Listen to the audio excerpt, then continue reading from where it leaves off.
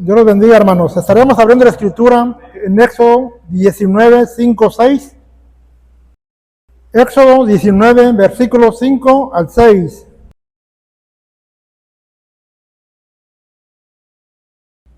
Dice la escritura de la siguiente manera: Ahora pues, si diereis oído a mi voz y guardareis mi pacto, vosotros seréis mi especial tesoro sobre todos los pueblos, porque mía es toda la tierra. Y vosotros me seréis un reino de sacerdotes y gente santa. Estas son las palabras que dirás a los hijos de Israel. El tema de esta mañana se titula Real Sacerdocio. La escritura nos enseña que después de la salida de Israel de Egipto, llegaron al monte Sinaí. Dios habló con Moisés primeramente, se dirigió con él. Esas condiciones fueron previas a la entrega de la Torá, a la entrega de Dios a Moisés.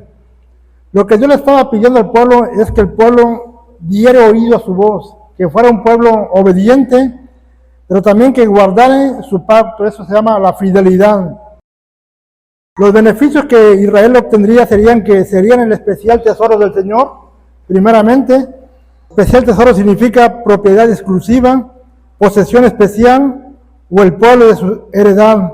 Pero también serían un reino de sacerdotes. Dios estaba eligiendo a Israel sobre todas las naciones como los embajadores de su grandeza divina. La escritura es muy clara cuando nos hace notar que Israel no fue quien estableció el pacto, ni tampoco Israel eligió a Dios. El pacto fue establecido por Dios y Dios mismo en un acto de soberanía fue el que eligió a Israel entre todas las naciones. Con el paso del tiempo y con la llegada del Hijo de Dios al mundo y a través de la obra redentora, el nuevo pacto también tuvo su cumplimiento. Y posiblemente algunos se preguntan, ¿y qué pasó con el antiguo pacto? ¿En qué quedaron las promesas de Dios? ¿En qué quedaron los propósitos de Dios? ¿Acaso Israel ya no es el pueblo elegido? ¿O ya no son elegidos como los sacerdotes que Dios tenía destinados? Y posiblemente por nuestra mente pasen esas preguntas. ¿Dónde quedaron las palabras que Dios le dijo a Moisés de que serían su especial tesoro y que serían un reino de sacerdotes? El cristianismo ha sido invadido muchas veces por la teología del reemplazo, que nos ha afectado mucho, la cual argumenta que Israel fue desechado por Dios. También enseña que la iglesia gentil ocupa el lugar de Israel y que todas las promesas hechas de Dios a Israel pasaron a los gentiles. La teología del reemplazo enseña que la iglesia es el Israel espiritual. Pero debemos de señalar primeramente que no existe ningún texto o pasaje bíblico que respalde esta teoría. Lo primero que debemos tener en claro es que el nuevo pacto fue dirigido a la casa de Israel. Según Jeremías 31:33, he aquí que vienen días, dice el Señor, en los cuales haré un nuevo pacto con la casa de Israel y con la casa de Judá. Y también nosotros como gentiles tenemos que tener muy en claro que todas las analogías del Nuevo Testamento, como los convidados a la boda de Mateo 25, la oveja perdida y el hijo pródigo de Lucas 15, los injertados al olivo de Romanos 11, el hombre nuevo de Efesios 2, son referentes a los gentiles, al pueblo que iba a ser injertado a Israel. En la epístola del apóstol Pedro, que fue escrita 62 a 63 años después de Cristo, en esta carta el apóstol Pedro se va a dirigir a los expatriados, a los elegidos según el conocimiento previo de Dios. En esta carta el apóstol Pedro va a aludir o va a tomar como referencia a Éxodo capítulo 9, versículos 5 y 6 que acabamos de leer. En su contexto dice así, 1 Pedro capítulo 2, versículo 9. Mas vosotros sois linaje escogido, real sacerdocio, nación santa, pueblo adquirido por Dios, para que anunciéis las virtudes de aquel que nos llamó de las tinieblas a su luz admirable.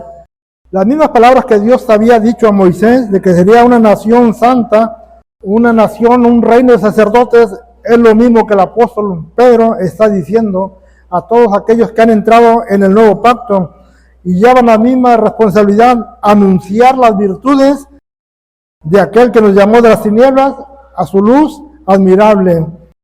Ahora en Cristo somos un linaje escogido, un pueblo adquirido, comprado por Dios, La pregunta que uno se haría sería la siguiente: ¿por qué Dios anhela una nación, un reino, un pueblo de sacerdotes?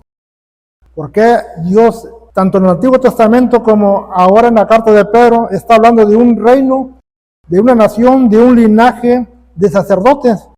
La respuesta primeramente la podemos encontrar con la función que desempeñaba un sacerdote. Todo sacerdote ofrecía primeramente sacrificios. Estaba capacitado y ordenado para ofrecer sacrificios. En segundo lugar, el sacerdote ministraba la ley de Dios, la Torá, en este caso la palabra de Dios. Esa era la función de un sacerdote: ofrecer sacrificios y ministrar la palabra de Dios a todas las naciones. Toda persona que ha sido escogida, que ha sido adquirida por Dios, que forma parte de esta nación santa, Dios la está diseñando para ofrecer sacrificios y para compartir su palabra. Lo mismo que Dios tenía en el antiguo pacto, en el nuevo pacto aparece.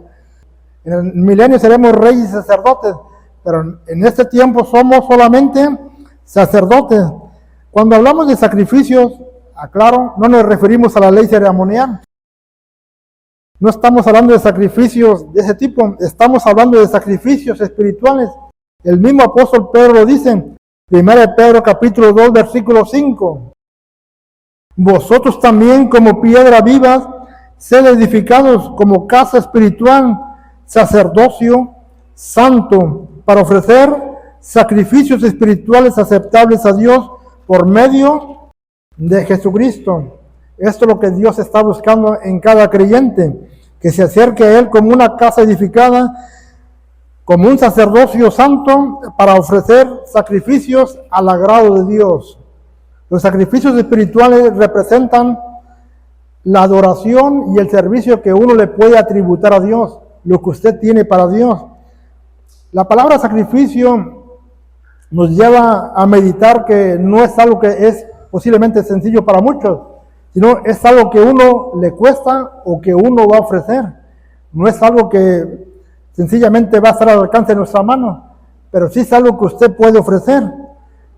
Vamos a ver algunos sacrificios espirituales en la cual podemos realmente adorar a Dios. Romanos 12:1 nos habla de un sacrificio vivo. Así que, hermanos, les rogamos por las misericordias de Dios que presentéis nuestros cuerpos en sacrificio vivo, santo, agradable a Dios, que es vuestro culto racional. El apóstol Pablo hace un ruego a la congregación. Dice, por las misericordias, por todos los favores inmerecidos que hemos recibido, que presentemos nuestro cuerpo en un sacrificio vivo, santo y agradable a Dios, que es nuestro culto racional. El congregarse para muchos no es nada sencillo, para muchos es un sacrificio, para otros quizás pueda ser un deleite, una pasión, pero para muchos puede ser un sacrificio. Lo importante es que presentemos nuestro cuerpo en un sacrificio vivo, santo, agradable a Dios. Como dijo el rey David, no ofreceré al Señor holocausto que nada me cueste. Que le cueste a uno presentar algo delante de Dios. Cuando presentamos nuestro cuerpo en un sacrificio vivo y estamos en un servicio como el de ahora, posiblemente a muchos les cueste cantar. Posiblemente a muchos les cueste postrarse ante Dios, o inclinarse, o posiblemente levantar las manos, o cualquier acto de reverencia o de adoración. No todos estamos aptos para hacerlo por X cosa, cuando deberíamos de hacerlo, pero es un sacrificio que debemos de hacer. Para muchos es un sacrificio cantar, digamos, cantos tradicionales. Para muchos es un sacrificio cantar cantos himnarios. Para otros los cantos modernos son un sacrificio. Pero lo importante es lo que vamos a ofrecer a Dios. Que lo hagamos en nuestro cuerpo, que nos presentemos, que digamos, esto es lo que te puedo dar, Señor, lo mejor de mí. Y cuando entendemos que lo podemos hacer, empezamos a agradar a Dios. Empezamos a hacer algo que realmente nos está costando. Posiblemente como cristianos usted fue enseñado, como lo fui yo, así, con estas palabras que le voy a decir, nadie puede obligar a alguien a hacer algo. Dios no quiere nada a la fuerza. Pero cuando un cristiano realmente es un hijo de Dios o realmente es una nueva criatura, la palabra obligación no entra en su mente. Entra la palabra agradecimiento, que sabe que hay un Dios superior a él. Hay un Dios que dio su vida por uno. Hay un Dios que nos rescató. Hay un Dios que es digno de toda honra y toda gloria. Y que todos los favores que he recibido de parte de Dios, todos son inmerecidos. Y aún así, Dios ha puesto sus ojos en mí. Y ese momento no es para decir, Dios me obliga, es para decir, algo que tengo que hacer. Romanos 8 dice que somos deudores, no a la carne, sino al Espíritu. Es una forma de agradecer. Alguien dijo en cierta ocasión, dime de qué tamaño es tu adoración y te diré de qué tamaño es tu gratitud. Y es muy cierto, porque podemos ver a personas con problemas del habla, con problemas para pronunciar palabras, pero aún así hacen todo lo posible para adorar a Dios. Derraman su alma delante de Dios. En cierta ocasión me tocó ver una persona que le faltaban sus brazos, ambos brazos. Era la persona más gozosa, que le estaba cantando a Dios. No había impedimento que la detuviera para agradecerle a Dios. Conforme sea nuestra gratitud, nuestra adoración aumenta, ¿sí? Porque es, realmente dice aquí, un sacrificio vivo, agradable a Dios, donde nuestro cuerpo está expuesto precisamente a eso, a ofrecer el sacrificio. Es lo que Pablo está buscando, que nosotros presentemos nuestro cuerpo en un sacrificio vivo, santo y agradable. En ese sacrificio nosotros vamos a menguar para que la adoración de Dios sea elevada realmente. Ya no es mi gusto, ya no es lo que yo pienso, lo que yo creo. No es acorde a lo que a mí me gusta, es a lo que Dios aprecia y valora de nosotros. Ese es un sacrificio vivo, santo, cuando presentamos nuestro cuerpo. Hebreos 13:15 nos habla de otro tipo de sacrificio. Así que ofrezcamos siempre a Dios por medio de Él sacrificio de alabanza, es decir, fruto de labios que confiesen su nombre. Nuevamente hay una invitación a que ofrezcamos siempre a Dios por medio de Jesucristo sacrificio de alabanza, es decir, fruto de labios que confiesan su nombre, que todo lo que hagamos de hecho y de palabra, la gloria sea para Dios. Que no nos avergoncemos de decir que somos hijos de Dios y que todo lo que hemos avanzado se debe a Dios solamente. Y que todo lo hacemos para la honra de Dios. Y que todo lo que venga a nuestras vidas es para la alabanza de Dios. Todos fuimos creados para la alabanza de Dios. No importa que nuestros nombres pasen en el anonimato y que no sean conocidos. Lo importante es que Dios sea reconocido y que Él se lleve toda la alabanza, toda la gloria y toda la honra. Ese es el punto importante que está buscando esta escritura.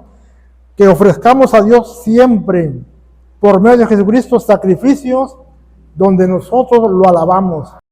Que digamos, lo que yo hago es porque Dios así le plació. Tanto el llamado como el talento, como el don, lo que tengamos, que son puestos al servicio de Dios, es porque a Él le plació y Él se lleva toda la honra y toda la gloria. Hebreos 13:16 nos habla de otro sacrificio.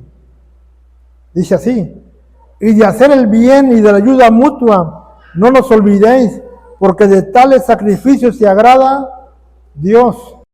El amor al prójimo también se ve reflejado en la ayuda, no solamente con desearle que le vaya bien, no solamente con saludarlo, sino con prestar la ayuda según la necesidad que él tenga.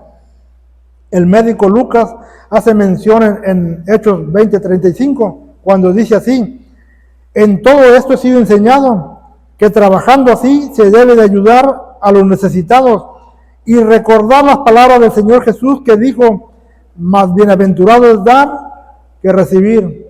Así que el dar, según Hebreos, puede ser un sacrificio para muchos de nosotros, sobre todo cuando dependemos quizás de un salario mínimo, cuando dependemos de al día, ¿sí? Así que cuando alguien se desprende de lo poco que tiene, pues realmente está haciendo un sacrificio, pero no es una pérdida, como algunos piensan. No es que alguien se haga más pobre y el otro más rico. Es un acto de misericordia, de bondad, donde usted está expresando que está ofreciendo un sacrificio al despojarse de algo y va a ayudar a otra persona. Según Proverbios 19:17, en la Nueva Versión Internacional dice así, servir al pobre es hacerle un préstamo al Señor, Dios pagará esas buenas acciones. Todo lo que usted hace por alguien que necesita, Dios se encarga de devolverle. Eso está escrito, así que el dar es un sacrificio, pero también es una bienaventuranza, porque usted está demostrando que tiene el corazón de Dios, un corazón compasivo, un corazón generoso, alguien que puede extender su mano hacia la persona. Santiago dice que si alguien está necesitado y uno solamente le dice que te vaya bien o que Dios te bendiga, dice que no es suficiente, porque la persona sigue quedando con su problema o con su escasez o con su necesidad, que es necesario también poder apoyarlo.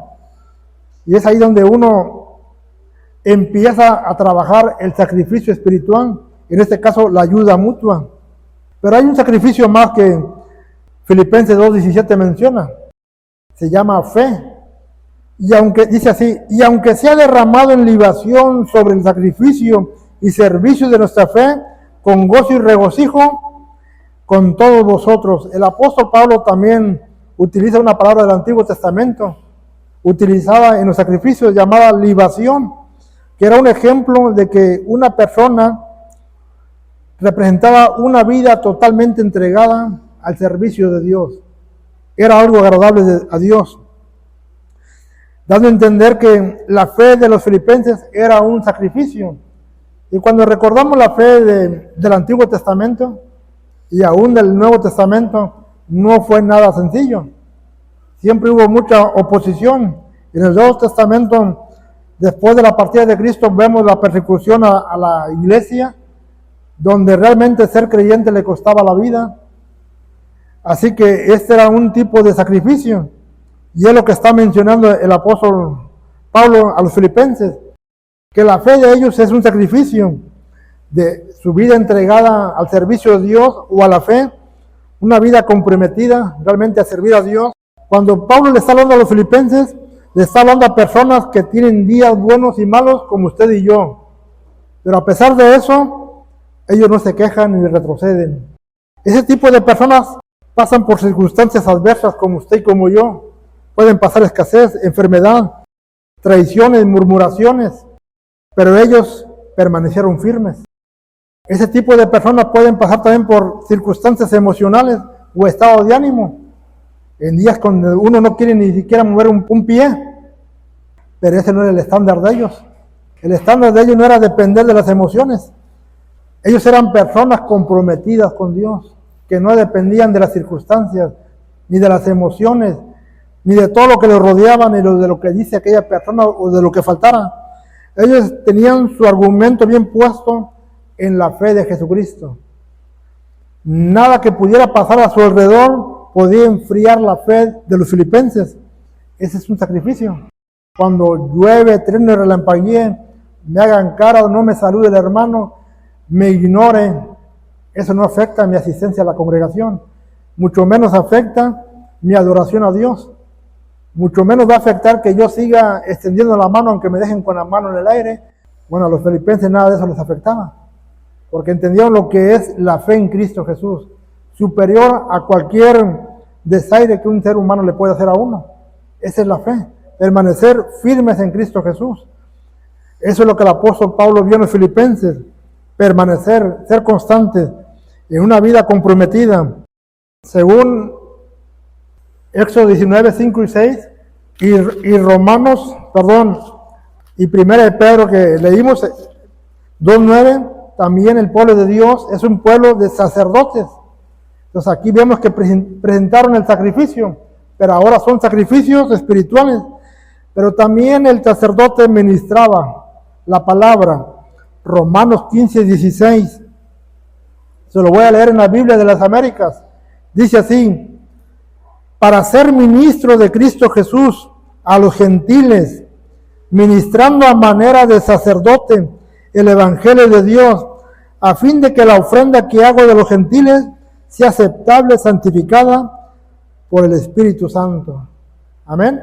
Entonces el apóstol Pablo está hablando que cuando él ministra a los gentiles o a las naciones, a los inconversos, lo hace a manera de sacerdote, a manera de mediador, y presenta el evangelio, y presenta a todas las almas ganadas para Cristo, a toda la cosecha como una ofrenda aceptable a Dios, porque esa es la recompensa.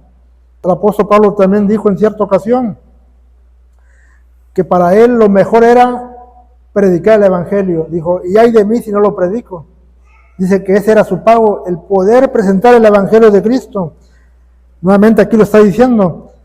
El apóstol Pablo está nuevamente aludiendo, al igual que el apóstol Pedro, a Éxodo 19, tomando la postura de un sacerdote, la cual hace referencia de ser proclamador, en este caso, de la palabra de Dios a todas las naciones. 1 Pedro 2:9, la parte B, dice así: fuimos escogidos para anunciar las virtudes de aquel que nos llamó de las tinieblas a su luz admirable. Independientemente de que usted no tenga el llamado de pastor, evangelista o maestro, usted sigue siendo una persona que puede compartir la palabra. La gran comisión es un mandato para todos, imperativo. Id y predicar el evangelio a toda criatura. Debemos de dar de gracia lo que de gracia repartimos. En ese momento usted es un real sacerdocio donde está compartiendo las virtudes, no suyas, sino de aquel que nos llamó, de aquel que dio su vida por nosotros, de aquel que pagó el precio, de aquel que nos rescató. Hablamos de las virtudes de Cristo Jesús, aquel que murió en la cruz del Calvario. ¿Cuáles son las virtudes de Él? Bueno, Él tiene muchísimas virtudes y cualidades. Amoroso, generoso, lleno de misericordia, lleno de gracia. Cualquiera de sus virtudes que usted mencione, realmente nos alcanza a nosotros. Por gracia somos salvos. Por una de sus virtudes fuimos salvos, por gracia, por misericordia, por ese amor inmerecido que realmente no nos tocaba. Él puso la mirada en nosotros. A nosotros nos corresponde anunciar sus virtudes diciendo, hay un Dios que tuvo misericordia de mí, que aún siendo indigno de la salvación, Él me dio la oportunidad. Eso es lo que es anunciar las virtudes. El real sacerdocio consiste en adoración y servicio. En eso consiste el real sacerdocio. Jesús lo resume en otras palabras, tomando Mateo 24 y Éxodo 6. Escrito está, al Señor tu Dios adorarás y a Él solo servirás. Al Señor tu Dios le ofrecerás sacrificios espirituales y a Él solo servirás o compartirás, ministrarás su palabra. Esa es la labor de un hijo de Dios. Esa es la labor del pueblo de Dios, que Dios tenía en mente desde Éxodo capítulo 19, pero el nuevo pacto lo retoma. Está sentado sobre mejores promesas.